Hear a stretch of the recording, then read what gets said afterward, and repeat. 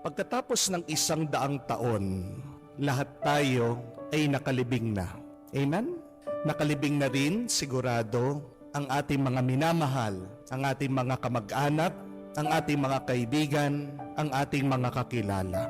At pagkatapos ng 100 taon, iba na rin ang mga tao na nakatira sa ating mga bahay, sa ating mga tahanan na kung saan pinaghirapan nating pagawa at patayo.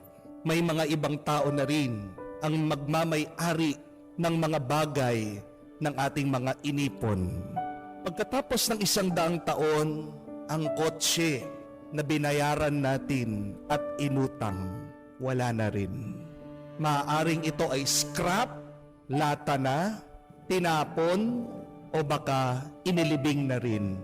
Pagkatapos ng 100 taon, yung ating trabaho na pinagpaguran, ini-stress, palaging iniisip, binigay na sa iba. O maaari